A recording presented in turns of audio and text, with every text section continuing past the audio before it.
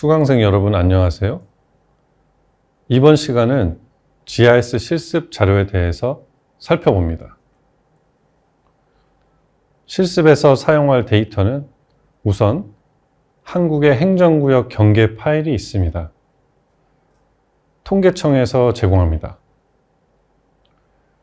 이는 보통 지역 단위 연구에 활용하는 가장 기본적이며 필수적인 GIS 데이터입니다.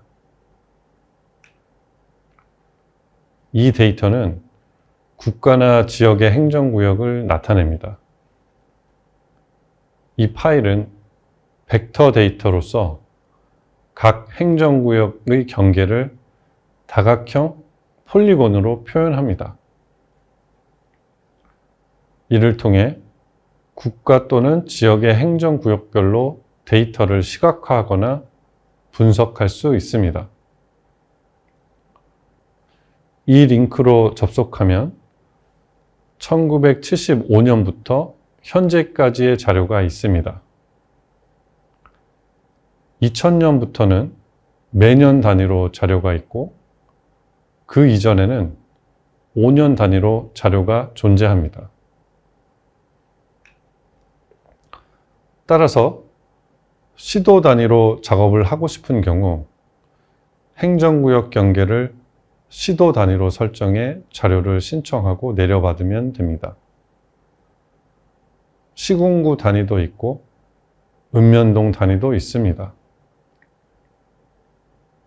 또한 행정안전부 건물 DB에도 행정구역 경계가 있는데 강의에서는 통계청에서 제공하는 경계와 함께 행안부 건물 DB에 있는 행정구역 경계 벡터 파일을 사용합니다.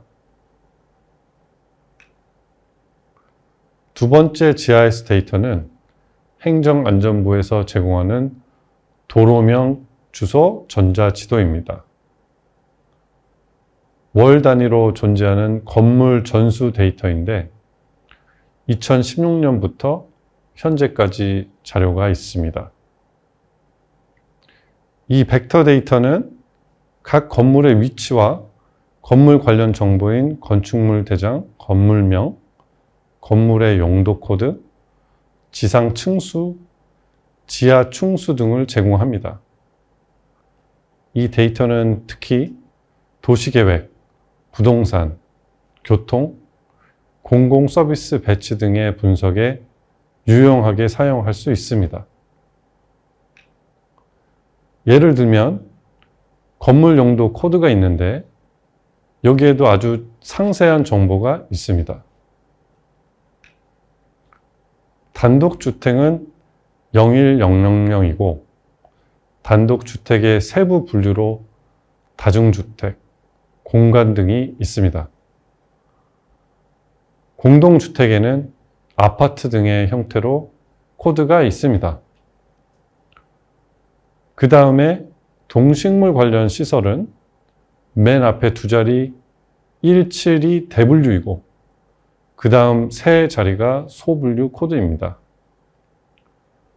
동식물 관련 시설 중에서도 버섯 재배사인지 온실인지 그 종류가 나뉘어 있고 해당하는 코드가 있는 것입니다. 그리고 국가수자원 관리 종합정보 시스템을 통해 한국의 수자원 정보, 예를 들어 하천 네트워크 데이터를 얻을 수 있습니다. 이번 강의의 목표는 QGIS 데이터와 소프트웨어에 익숙해지는 것입니다. 특히 벡터 데이터를 활용하는 기본적인 방법에 대해 실습을 진행해 보겠습니다. 이러한 과정을 통해 QGIS를 이용한 데이터 분석과 시각화의 기본적인 방법을 이해하고 익히는 것이 목표입니다. 첫째, QGIS에서 벡터 데이터를 불러오는 방법에 대해 알아봅니다. 둘째, 데이터를 불러왔다면 이를 어떻게 브라우징 하는지 알아보겠습니다. 셋째, 벡터 데이터 내에 포함된 어트리뷰트 테이블을 확인하고 이 안에 어떤 정보가 담겨 있는지 살펴보겠습니다. 어트리뷰트 테이블은 데이터의 특성 정보가 담긴 테이블입니다. 넷째, 폴리곤의 정보를 어떻게 확인하는지 알아봅니다. 다섯째, XYZ 타일을 활용하여 다양한 외부 지도를 불러오는 방법을 배웁니다. 여섯째, 여러 종류의 GIS 데이터를 불러와서 어떤 레이어는 보이게 하고 어떤 레이어는 숨기는 등 레이어 관리를 어떻게 하는지 살펴봅니다. 마지막으로 각 벡터 데이터 객체를 어떻게 선택하고 이를 이용하여 새로운 벡터 데이터를 어떻게 만드는지 알아보도록 하겠습니다.